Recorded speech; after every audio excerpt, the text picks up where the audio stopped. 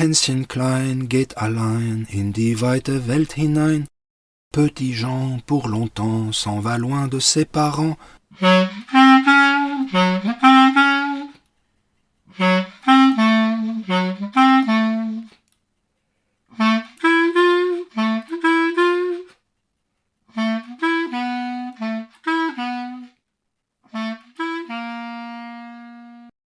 La revue Rue Saint-Ambroise et l'association Rue du Conservatoire vous proposent En un souffle de Daniel Argelès.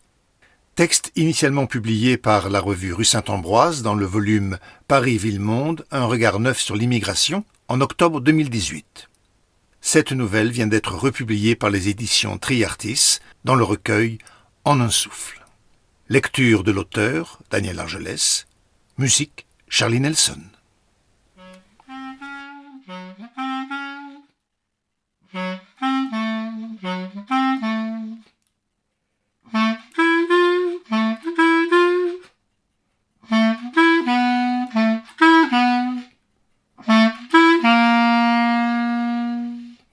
Perché sur le roc à la proue du belvédère, il souffle avide contre l'embouchure de cuivre de l'instrument. Il lui faut récupérer après la brève montée des marches de ciment, apaiser son cœur qui bat à tout rompre, relâcher le diaphragme et, peu à peu, ouvrir la voie à l'autre souffle, au souffle intérieur. Il pantelle encore, il a marché vite, trop vite, couru pour ainsi dire en quête d'un lieu où souffler, penser, se retrouver. Il a laissé sans réfléchir ses pénates, sa femme, leur nouveau-né. Il veillait sur eux depuis un moment tandis qu'il dormait, quasi nu après la tétée sur le grand lit au drap blanc, lorsqu'il s'est senti oppressé par la chaleur caniculaire de la mi-août. Il étouffait, fenêtres ouvertes, entre les murs fraîchement repeints de leur appartement. Il a filé vers le vestibule, attrapé par la bandoulière l'étui de sa trompette accroché au clou, marché droit devant lui, marché comme si souvent à grandes enjambées vers les arbres des buttes Chaumont, attiré par un espoir de fraîcheur à la tombée de la nuit. Il a laissé la maison des gardiens, gravi les pentes d'une première colline. Le café des noctambules en contrebas bruissait d'éclats de voix dans la lumière des lampions. Il a plongé vers le ruisseau, franchi à grandes enjambées la passerelle suspendue, chacun de ses pas amplifiant ou contrecarrant l'onde provoquée par le précédent, a gravi les marches montant jusqu'au belvédère et au petit temple corinthien, sorti sa trompette de l'étui et, balayant d'un regard la ville à ses pieds, comme on embrasse un panorama qui s'ouvre au détour d'un sentier, il s'est perché sur la pointe de roc, falaise sculptée à l'image d'Étretat qui lui rappelle à chaque fois l'Estérel et la Suisse saxonne, a baissé le menton sur la poitrine et, l'instrument posé contre son ventre, a cherché sans le trouver un point d'ancrage. Et maintenant, il souffle pour reprendre son souffle et ses esprits. Il souffle sans serrer les lèvres.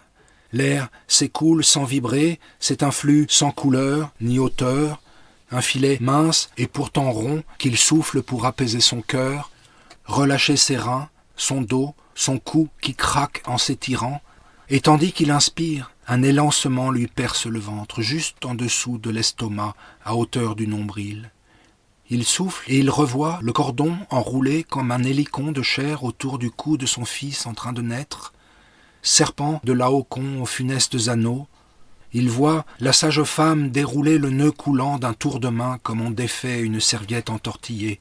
Puis c'est un autre geste expert, alcool, ciseaux, compresse. Et il entend l'air brûlant s'engouffrer en sifflant dans les poumons de son fils, et c'est le premier cri. Et ses lèvres maintenant se ferment au contact de l'embouchure qu'il vient d'y apposer, et l'air qui jaillit de leur commissure s'échappe du pavillon de la trompette comme un vagissement. La plainte de son fils aussi est inarticulée, plainte sans parole, d'avant la parole, la langue et les langues. Nul besoin d'en choisir une encore pour se faire entendre. C'est un rongeur blessé qui miaule, mammifère tremblant sur le seuil entre mort et vie. Et il revoit la peau presque bleue de son minois de vieillard rosir à vue d'œil, tandis que la sage femme essuie le corps de son fils, et le tend à sa mère, dont le cri vient de cesser dans un silence soudain assourdissant. Tout s'était précipité, trop tard pour la piqûre. C'était il y a 1 heure, 3 jours, 1 siècle. Il ne sait plus, il vient de les laisser dans la grande chambre aux murs clairs et au parquet tout juste encliqueté. Et le vagissement qu'il pousse encore s'évase, s'élargit, et il les revoit peau contre peau dans le lit d'hôpital. Et le vermisseau gigote, et sa femme rit. Et sa gorge instantanément se dénoue, et c'est son souffle qui d'un coup se libère. Il avait dû vivre l'accouchement en apnée, tant son souffle se libère au rire de sa femme et lui monte aux yeux, s'y condense et lui coule sur la joue. Une larme coule sur sa barbe naissante, salée comme l'océan amniotique dont son fils vient d'émerger, et il souffle fort comme on renacle ou s'ébroue. Et sa trompette désormais barille. Il s'y accroche comme au barreau du lit il y a 3 siècles ou 2 jours, une éternité peut-être, et ses doigts se lovent au flanc de cuivre de son instrument. Et le vagissement qui se prolonge maintenant patine, hoquette, tressaute, s'entrecoupe de soupirs. Son cœur bat encore la chamade de la montée des marches. Son ventre encore le lance en son centre. Il a le nombril à vif maintenant comme celui de son fils Nicolas. C'est un prénom tendre et espiègle. Ils l'ont choisi au beau jour avec Marido, riant de leur connivence et de son évidence. Le triolet danse sur un souffle soyeux, va s'ouvrant comme le chapelet de voyelles. Nicolas, Nicolas, Nicolas. Il se tient droit maintenant, et le prénom s'envole à l'air libre au-dessus de la ville. Il le lance avec fierté. Mi-do-la, mi-do-la. Il le lance à la face du monde et de l'officier d'état civil qui règne là, en contrebas, quelque part dans les entrailles de la mairie. C'était il y a 100 ans, il y a 3 jours, c'était hier. Le censeur des registres et des identités avait scruté sans bienveillance le formulaire rempli d'une main tremblante. « Mais monsieur, Nicolas s'écrit avec un C et un S, sinon ça fait fille. » Ou serbe, ou bulgare, que sais-je encore, mais certainement pas allemand. Vous êtes allemand, non? Je vois que votre femme est française. Êtes-vous sûr qu'elle est bien d'accord? Et sa gorge, au souvenir de sa rage rentrée, se resserre. Oui, il vit en France depuis 10 ou 12 ans, à Paris depuis 5, et il ne connaît que trop ces humiliations récurrentes. Fonctionnaires ou braves gens plus ou moins bien intentionnés, et le nœud qui le tient au ventre le lance de nouveau. Fantôme inversé du cordon tuméfié qu'il soigne depuis quelques jours, 1 an ou 1 siècle, ombilic écorché qui l'angoisse sans qu'il comprenne bien pourquoi. Il lui semble qu'un lien primordial s'est défait, il y a de cela 3, 200, 1001 jours, et qu'il flotte depuis comme une barque à la dérive, spationaute coupé de sa base, voguant sans attache ni direction entre les murs repeints de leur appartement. Il ne comprend pas cette angoisse nouvelle. Il avait quitté Hambourg heureux et confiant, avide d'horizon. Hänschen klein geht allein in die weite Welt hinein. Petit Jean, pour longtemps, s'en va loin de ses parents. Attiré par l'inconnu et le vaste monde, pourquoi ce manque soudain à la naissance de son fils? Ce sentiment d'être orphelin, il n'est pas orphelin. A long ways from home peut-être, mais motherless child, il est parti de son plein gré. La France l'attendait, c'était la terre promise, et il avait ses chaussures aux pieds, rien ne pouvait l'arrêter, on ne doute de rien à 20 ans, et il se revoit faisant son sac dans sa chambre au 1er étage, dans sa chambre de toujours, sa chambre d'enfant, puis d'adolescent, plus attiré par le jazz que par les filles, sa chambre de jeune adulte, logeant encore chez ses parents, ballotté de stage en intérim, il se revoit pliant bagages. Fini Siemens, fini l'alternance et l'atelier, fini les bus de ramassage et les petits matins pluvieux, fini les rêves remis au lendemain. Sa mère pouvait râler au rez-de-chaussée. L'art ne nourrit pas son homme, disait-elle. Jazz est eine brotlose Kunst, brotlose Kunst, brotlose Kunst. Et il se revoit, bouclant son sac et lassant ses souliers. Got on my traveling shoes. C'était son bon vieux sac constellé d'écussons, le sac du premier échange scolaire avec la France, Millau, le Tarn, les Causses, le sac de sa première fugue, le sac de toutes ses vadrouilles. Il allait tout faire tenir dedans et partir un sac sur le dos et un étui de trompette en bandoulière. Il se revoit, la tête pleine d'images, souriant déjà à un avenir ensoleillé. Il allait faire les vendanges, récolter pêche, asperges ou melons. Nice, Antibes, Cannes lui tendaient les bras. Il ferait la manche sur les promenades, s'inviterait dans les piano-bars des restaurants et des hôtels. Summertime, and the living is easy. Et si ça ne marchait pas, il remonterait vers Paris, en stop, en train, en avion. Quel jazzman n'en avait pas rêvé? One of these mornings, you're gonna rise up singing, and you'll spread your wings, and you'll take to the sky. Pourquoi ces airs mélancoliques s'invitent-ils au bout de ses doigts? Il n'est jamais parti mélancolique. Au contraire, il laçait ses chaussures et faisait son sac. Et maintenant il souffle et son ventre le tiraille et son chant est douloureux. Quelque chose le travaille au ventre et au fond de l'âme. Pourquoi ces tiraillements? Pourquoi pense-t-il à sa chambre d'adolescent tandis qu'il souffle? Pourquoi pense-t-il à Hambourg, à l'Allemagne? Il n'y a rien à y gagner que des insomnies. Le poète l'a suffisamment dit. Son père le savait aussi. Enfant chassé de Silésie à la fin de la guerre, c'était un expert en nostalgie. Ça fusait à chaque repas de famille. Les oncles, les tantes et le grand-père aimaient à se lamenter à qui mieux, pleurant la patrie perdue de l'autre côté de l'Aude. Mais lui n'a rien perdu. Il est parti de son plein gré. Pourquoi ces douleurs sous le diaphragme? D'habitude ça passe. D'habitude l'enchaînement des notes lui ouvre la respiration. Pourquoi la vue de ses pieds nus, hier, il y a 3 jours, il y a un siècle, la vision de ce ventre nu et vulnérable, blessé en son centre, lui tiraille-t-elle à présent les entrailles? Pourquoi cet abîme s'est-il ouvert à la vue du moignon? Sometimes I feel like a motherless child. Et il cherche à calquer les accents de son chant sur le chant simple et déchirant de Louis Armstrong. Il cherche l'évidence de ce qui se dit pour la première fois et qui pourtant est vieux comme le monde. La patience de celui qui connaît la plainte. C'est un chant qui a tout le temps. Le temps, justement, s'est arrêté quelque part, à la lisière de l'océan ou dans les champs de coton. Et il sent que son souffle se nourrit d'un souffle plus profond. C'est un chant vieux comme le monde qui résonne depuis le ventre au flanc rond de la grande barque négrière. Le souffle qui bouillonne au creux de son ventre se nourrit d'autres gouffres. La mélopée cuivrée se teinte d'autres exils, et il souffle pour eux, et pour ses compagnons de Nice aussi.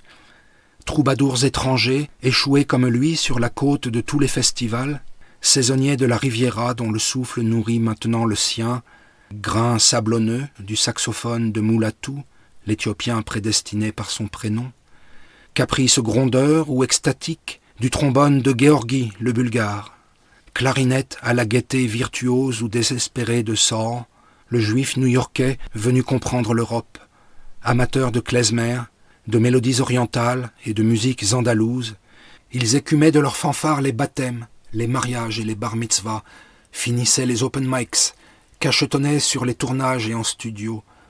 Ils sont éparpillés aux 4 vents maintenant, happés par l'appel des big bands et de la world music, par les revivals klezmer de Varsovie ou de Berlin. Saul est heureux à Berlin. Les photos de sa femme et de ses enfants le montrent bien tous les jours sur son mur virtuel.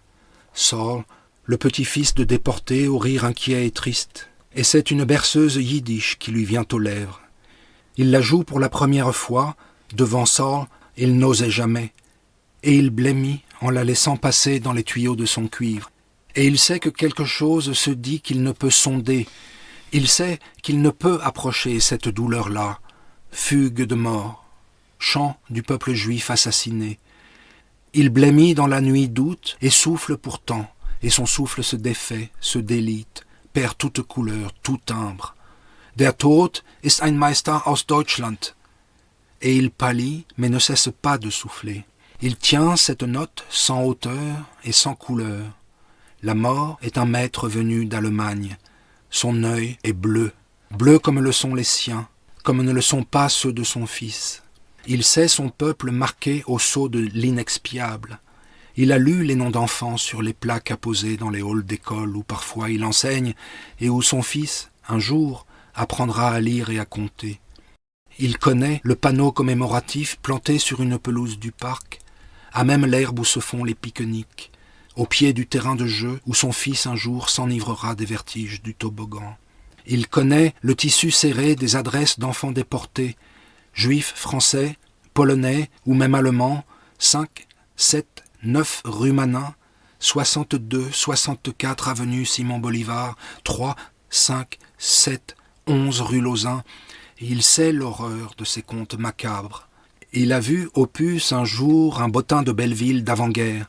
On parlait encore yiddish il n'y a pas si longtemps sur les bancs du parc, il y a moins de 100 ans, de 30 ans, de 20 ans, dit-on. Et tandis qu'il souffle sans timbre dans son embouchure, la berceuse de Saul résonne entre les parois de son crâne. Il la marmonne en s'excusant plus qu'il ne la joue. Il ne sait plus les mots exacts. Mon fils, mon fiston, ma lumière dans la nuit. Et il sait combien son exil n'est rien comparé à cet abîme. Mais il sait, il sent qu'il y a dans ce souffle blême qui le traverse une part de lui-même. Et il sait qu'il lui faut souffler, souffler dans le cuivre, souffler sans piston dans ce cornet, une longue note sans timbre ni couleur. C'est une plainte, un long gémissement de pénitence qui dure et dure et dure et s'envole sur la ville, puis d'un coup s'interrompt, se brise en trois tel un pleur étouffé d'enfant. Et il souffle encore, et chacun des sons se brise lui-même en trois. Les pulsations sont rapides, oppressées comme en un sanglot. Et tandis qu'il souffle, le marmonnement s'invite à nouveau entre ses lèvres. Mein Sohn, mein Söhnchen, mein einziges Licht in der Nacht. Et la berceuse s'invite et délie ses doigts pétrifiés. Une note se glisse entre ses lèvres serrées, se dédouble, s'ouvre sur une autre note à la seconde qui l'attire vers le haut, la rejoint, la délaisse, la transforme peu à peu en bourdon autour duquel d'autres notes s'agrègent. C'est une mélodie maintenant qui s'éloigne pour mieux revenir, mélancolique, obstinée, travaillée sans cesse par la même affliction. C'est la musique des peuples meurtris par l'histoire. Il y a 100, 1000, 2000 ans, la complainte éternelle, joyeuse jusque dans les larmes, éplorée jusque dans la fête, des peuples qui ont vu passer les rois, les sultans, les empereurs, peuples des plaines balayés par le passage des armées, des côtes pillées par les croisés, les spadassins en tout genre et les pirates. Et la plainte mélancolique se déroule, s'enroule en spirale, s'affranchit des pesanteurs, saute, espiègle comme en un pied de nez au destin et aux puissants. C'est la musique des mariages et des baptêmes, des fêtes de village et des comices agricoles. Il est un temps pour tout. Après la mort, la vie. Après le deuil, la joie. Et les peuples tapent du pied, dansent sur les tables, entre les chaises, sur les estrades et les esplanades. La musique tourne et tourne, accélère, s'enivre de ses cabrioles, s'exalte de ses vertiges, s'égare et se libère. Les musiciens ambulants savent chasser les voleurs. Perchés l'un sur l'autre, ils sont plus forts que les pillards. Ils braient, caquettent, aboient et miaulent, chassent les mauvais esprits. Victoire impertinente des démunis, il faut chanter, taper du pied, souffler, gratter les cordes et les pincer, frapper les troncs, les peaux, les triangles et les cloches, souffler encore et toujours. Louez-le au son de la trompette, louez-le par la danse et le tambour. D'où lui vient ce choral ? Est-ce du Schütz, du Bach, du Buxtehude ? Il y a tout à coup des bancs d'église austères, des chœurs d'hommes et de femmes, que tout ce qui respire chante le Seigneur. Il a 8 ans et il chante « Lobet ihn mit Posaunen, lobet ihn mit Pauken und Reigen ». Les bancs de l'église sont froids, les murs nus, chaque accord un badge de vertu et de droiture, et sa mère le regarde et lui sourit, cheveux noués en chignon, foie chevillé au corps, et les chants résonnent sans âme entre les murs austères. Pieux, contraints, binaires, tous les dimanches il résonne entre les murs de briques, tandis que le col empesé de sa chemise lui gratte le cou. Tant pis pour Bach et les rebonds intrépides de sa basse continue. Et tandis que ses doigts tournent autour de la mélodie, son chant s'impatiente. Le contrepoint se cabre, cherche la danse et le tambour, cherche le balancement, le pas chaloupé, le cakewalk n'est pas loin pour qui veut l'entendre, la syncope, du ragtime, du swing, et voilà que surgit déjà le roulement du mbalax. Il retrouve ses compagnons de Nice, le flux rythmique flottant, indécis, toujours changeant de leurs improvisations.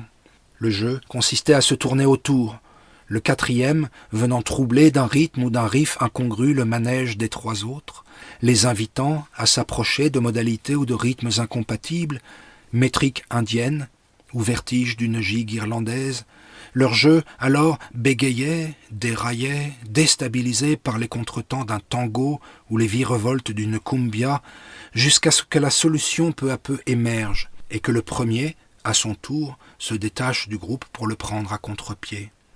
C'était leur solfège à eux, leur atelier de fusion, et ils jouaient des heures durant sur un bout de plage ou de crique, tournés vers la mer, postés côte à côte en arc de cercle. Il fallait se tenir chaud dans l'exil, faire la nique à la solitude. La nuit, le plus souvent, était douce sur la côte, mais il soufflait devant eux comme on entretient l'âtre, se réchauffait au foyer où leur souffle convergeait. Quelque part, à leurs pieds, le point nodal dansait, à l'intersection de leurs instruments pointés vers le sol. Il glissait comme un feu follet sur le béton craquelé d'un ancien plongeoir ou les planches abîmées d'un ponton, s'envolait parfois sur la mer qui clapotait à deux pas, présence sourde révélée par quelques reflets de la ville sur les eaux. Le point de convergence filait alors tout droit vers l'horizon sicilien ou africain, puis revenait à leurs pieds sur le roc, le ciment ou le bois vermoulu de ce bout de côte. Et ils se revoient maintenant perchés sur un escarpement de l'Estérel, dressés face à la mer, comme ici, face à la ville. C'était le mois de mai, il venait d'arriver sur la côte et le soleil lui dorait le visage, baignait chacun des pores de sa peau, il s'en délectait, torse nu face à la mer et au ciel. Il lui semblait que chaque fibre de son corps respirait. C'était une sensation nouvelle qui lui dilatait la poitrine, vivifiait la colonne d'air. Il lui semblait, à l'écho qui lui revenait des profondeurs de la calanque, que jamais le son de sa trompette n'avait été si clair, si pur. Les notes glissaient sur l'onde comme la lumière à la surface de l'eau, se posaient sur la crête écumeuse des vagues. Il était ici pour la première fois, mais il avait toujours été là, au bord de ce plan d'eau. Son corps le savait, son corps le sentait, et le chant de sa trompette filait droit par-dessus l'onde à la recherche d'autres échos, s'en allait vers d'autres rives. Il ne savait lesquelles exactement, mais il se voyait posté de l'autre côté, quelque part sur un rocher lointain et semblable. Il ne savait encore où. Sa mère non plus ne savait où. Elle, la luthérienne hanséatique, la hambourgeoise hautaine, ne savait pas encore qu'elle venait d'ailleurs, née d'autres flancs que ceux de sa mère, issue d'autres rivages que l'Elbe et la Baltique. Mais sa musique, au bord des calanques, le pressentait. Elle cherchait un passage, cherchait une voie. Elle filait par-delà les îles, Corse, Sardaigne et Sicile, se faufilait quelque part entre la botte italienne et l'hippocampe tunisien, s'engageait, attiré par Dieu sait quelle prescience, le long des côtes adriatiques. Il se voyait clairement là-bas, qui répondait en écho à son chant de lumière. La mer était bleue et belle, azuréenne. Perché sur des falaises cousines, il jetait son chant en retour sur les flots bleus. La mer n'était pas un cimetière où l'on repêche à l'aube des corps d'enfants, où l'on jette à l'eau les corps de réfugiés morts ou mourants, aux jambes tuméfiées par la station debout dans des embarcations bondées. La mer était bleue. Elle l'est encore, sans doute. On peut vouloir s'en convaincre. Le sang des sacrifiés, dilué par le sel et les vagues, n'en altère pas la couleur à vue d'œil. On s'y baigne l'été sans broncher. La mer est bleu-azur, et la mort, pour une fois, n'est pas un maître d'Allemagne. Pas de leçon à recevoir cette fois-ci. Wir schaffen das, a dit la chancelière en ouvrant les bras au monde, s'offrant au selfie des réfugiés, là où d'autres brandissent les déchéances et fourbissent les harangues nationales. La nation est une et indivisible. Tu as le droit de t'y fondre. Laïcité, identité, valeur. Et la Marseillaise, qui se glisse sous ses doigts, grince et grimace. Elle bombe le torse et se rengorge, enfle et se pétrifie, ronde et dure comme les mamelons du Sacré-Cœur qui trône à distance. Blancheur pieuse érigée sur le sang, éclairée chaque nuit de 1000 projecteurs. Et il pense à la voix blanche de sa mère effondrée au téléphone. 60 ans ils me l'ont caché, 60 ans ma mère m'a caché qu'elle n'était pas ma mère, et elle attend d'être mourante pour me l'avouer. Et il pense à la voix exsangue de sa mère au téléphone. blanche et exsangue sous le souffle désincarné des liaisons analogiques, à sa rage rentrée lors de la veillée funéraire, à ses mots cassants, son souffle court, venimeux, et il se revoit à ses côtés le surlendemain à la messe, sur le banc austère de l'église, il entend sa voix brisée, le chignon s'est défait au niveau de la tempe, un trouble insoupçonné s'est glissé au cœur de son chant, et le regard qui se pose sur lui avoue sa détresse. Et tandis que d'un battement des paupières, elle accueille ses encouragements, sa voix, pour la première fois, s'élève en prière vibrante, grimpe jusque sous les voûtes liserées de briques. La fêlure, toujours pressentie, est là. Fêlure pressentie et toujours refusée. Elle est orpheline à présent, enfant 2 fois dépossédée, une fois par l'abandon et l'adoption, une fois par la mort. Ses certitudes sont brisées et elle chante. Et sur cette falaise face à la ville, sa trompette accompagne son deuil et sa douleur, accompagne sans réticence les accents luthériens du choral entonné sous les voûtes blanches aux arcs rouges. Et c'est ce chant qu'il lance au visage de la ville, nulle retenue, nulle autocensure. Et tant pis si les gardiens du parc rappliquent, ils vont rappliquer de toute façon, ils rappliquent toujours, précédés de leurs coups de sifflet stridents. Et c'est un chant allemand qu'il déroule. Ihr Gestirn, ihr hohen Lüfte, und du lichtes Firmament. Montant des gouffres obscurs, le choral aspire à s'élever vers les astres, l'éther et le firmament, et il souffle, et la lumière de la ville éclaire la voûte céleste et les nuages par en dessous. S'il se penche, il en aperçoit le reflet sur le plan d'eau qui entoure l'île. Les frondaisons des saules y descendent vers le ciel, et son regard remonte et balaie la plaine. Ce n'est pas la plus belle plaine, même la nuit. Les avenues qui la traversent sont mornes, scandées d'immeubles et de tours faussement jumelles. Ces orgues de Flandre n'ont rien de musical. Et c'est un chant allemand porté par d'autres orgues qui l'entonnent sur la ville. Tant pis si les officiers d'état civil n'aiment pas trop ses compatriotes.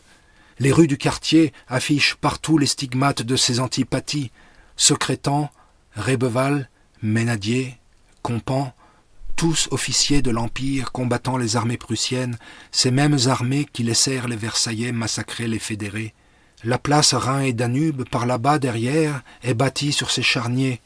Le Sacré-Cœur trône, obscène, sur le nord-est parisien. Il ne savait pas, perché sur l'Estérel, qu'il viendrait se poster ici, sur cette autre falaise.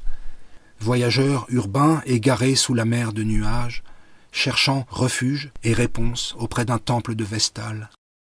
Et il ne savait pas non plus, soufflant sur l'Estérel, qu'une part de lui-même l'attendait ailleurs, sur une côte dalmate. Mais que sait-il vraiment? Que la mer est bleue sur ses rives lointaines et les photos belles, photos de calanques, de monastères byzantins, de mosquées, de palais vénitiens. Sa mère, depuis, a enchaîné croisières et périples généalogiques, munie pour seul viatique d'un prénom, Yelena, et d'une indication lapidaire, employée de maison d'un armateur des Balkans. Les photos sont belles sur les cartes postales, la mer est bleue, les falaises sont blanches, blanches comme longtemps sous le choc la voix de sa mère. Nulle trace pourtant de cette aïeule abandonneuse. Sa mère est rentrée bredouille, et il chante ce prénom aux antiques résonances. Yelena, Yelena, Yelena, grand-mère par le sang qu'il imagine magnifique, capable de dresser l'un contre l'autre des empires, aïeule insaisissable, juive, musulmane, orthodoxe ou catholique, qui sait, serbe ou croate, slovène ou albanaise, certainement pas protestante ni allemande, mais il ne faut jurer de rien. Cette côte a vu passer tant de marins et de soldats, de négociants et de pèlerins, commerçants de la Hanse passés par Venise ou par Gênes, croisés francs en marche vers l'Orient, diplomates habsbourgeois en poste sur les marches de l'Empire. Yelena descendait peut-être de Germain, d'ancêtres burgondes, goths ou alamans. Hambourg, alors, n'était pas même dans les limbes. Et sa trompette se met à rire, qui peu à peu glisse et glousse. C'est un son indéterminé, glissando et gloussement à la fois. Dans ce grand flux, nul n'est sûr de rien. nulle lignée qui n'en ait croisé d'autres. Et il rit en soufflant dans son cuivre. Et c'est le souffle des grandes migrations qui soudain s'invitent. L'Asie déferlant sur l'Europe, peuplant Rome, l'Espagne, l'Afrique et les Carpates, envahissant la Gaule, la Saxe et le Holstein, et il rit, et son rire soudain se fait tendre. Il pense à sa mère affairée jour et nuit dans les gymnases de la ville hanséatique, collectant duvets, réchauds, téléphones et peluches, frappant aux portes des entreprises et des services publics, enseignant les rudiments de sa langue aux Afghans et Syriens remontés par la route des Balkans. Sa mère, yougoslave, est redevenue bonne protestante. Wir schaffen das. Et c'est Mouti elle-même, la chancelière, qui sourit comme sur 1000 selfies, et il souffle, et son souffle le dépasse.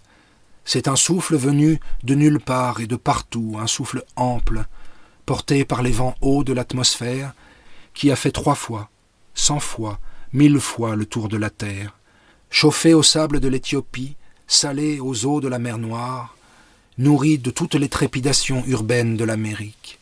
Et il rit en soufflant un rire fou, jubilatoire, qui s'enroule en barrissant dans l'hélice de son cuivre.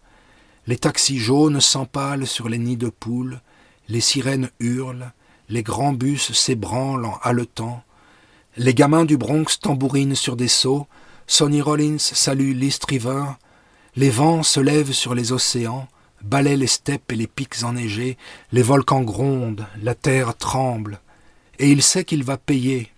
Ici, on ne se lâche pas sans en payer le prix. La civilisation veille. Les gardiens vont bientôt venir, il le sait, il le sent, il entend déjà leurs sifflets. Ils manient leurs minuscules instruments avec talent, en connaissent tous les accents, secs et courroucés, ironiques, espiègles ou bienveillants, acrobatiquement lancés du grave vers les aigus ou fusant en staccatos impérieux. Ils en connaissent toute l'amplitude. Mais non, il tend l'oreille et n'entend rien, et il souffle encore. Pour Yelena, pour Nicolas, pour Marido, sa femme allongée sur le lit neuf de leur appartement repeint. Sa mère viendra-t-elle saluer leur enfant? Cela fait 5 ans qu'ils vivent ici, à Paris, et jamais une visite. Loin des yeux, loin du cœur, c'est à l'exilé toujours de maintenir les liens. 5 ans d'efforts pour prendre pied, conservatoire, école, centre de loisirs, laissez-nous votre CV. 5 ans de jam sessions et d'orchestre de rue, de cachets dans les fanfares et chez Disney. Son 2e album est sorti au printemps, coup de cœur de la semaine chez FIP. Et il souffle pour Alberto, son bassiste italien, amoureux de Camus, attiré à Paris par les caves de Saint-Germain. Et il souffle pour Sharon, sa violoniste israélo-yéménite, outrée par le sort fait à son peuple, parti à l'étranger militer pour Amnesty.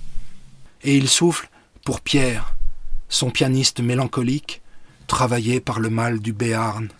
Nul à Paris n'est vraiment de Paris. Et il souffle pour ses prédécesseurs, Heine et Marx, lointains cousins chassés par la censure, charpentiers ou cordonniers venus d'Allemagne faire le tour de France, balayeurs de la haute Hesse embauchés par villages entiers pour nettoyer les rues de Paris, artisans de la Villette, entassés dans les taudis de l'avenue qui passe là, en dessous. La petite Allemagne avait ses écoles et son église, ses débits de boissons et ses garnis. L'église est toujours là, cachée quelque part en contrebas, sur un monticule. Elle est maintenant d'obédience orthodoxe. C'est à mourir de rire. Nul en bourgeois n'est vraiment de Hambourg. Nul à Paris n'est vraiment de Paris, pas dans le nord-est en tous les cas. Marido et les siens peut-être sont de Paris. Il y a dans les beaux quartiers des lignées solides, mais les croisements toujours compromettent le sang bleu, bleu et pur comme les yeux bleus et les mers bleues. Marido n'a pas les yeux bleus, Nicolas n'aura ni les yeux ni le sang bleu. Nicolas, Nicolas, Nicolas. Et tandis qu'il épelle le prénom de son fils, un sifflement strident retentit à distance dans son dos. Ce sont les gardiens du temple qui approchent. Il faut s'interrompre, et pourtant, il ne le souhaite pas, il ne le veut pas. Il est là, on le tient, sur le promontoire. Et déjà, en se retournant, il aperçoit 2 silhouettes coiffées de casquettes. Les faisceaux de leurs lampes torches vont lamblent sur le chemin menant au belvédère, et, Soufflant toujours, soufflant sans note dans l'embouchure de son instrument, il se détourne de la ville en la saluant bien bas, referme d'une main l'étui de sa trompette, le passe en bandoulière et se glisse dans un fourré en contrebas du temple corinthien.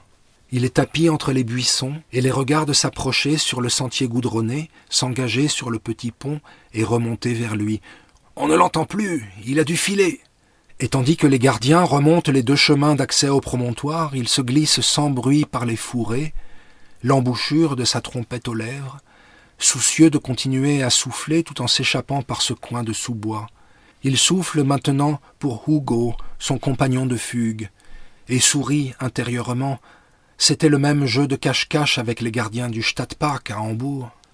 Et tandis que les torches fouillent fébrilement les recoins d'ombre du belvédère, faisant danser ses colonnes dans la nuit, il court se cacher plus loin, remonte le sentier par où ils sont venus, c'est la plus vieille ruse du monde, et il file en riant, la trompette aux lèvres, court s'allonger près d'un grand pin, l'herbe foulée par son corps a la même odeur qu'à l'été de ses 15 ans.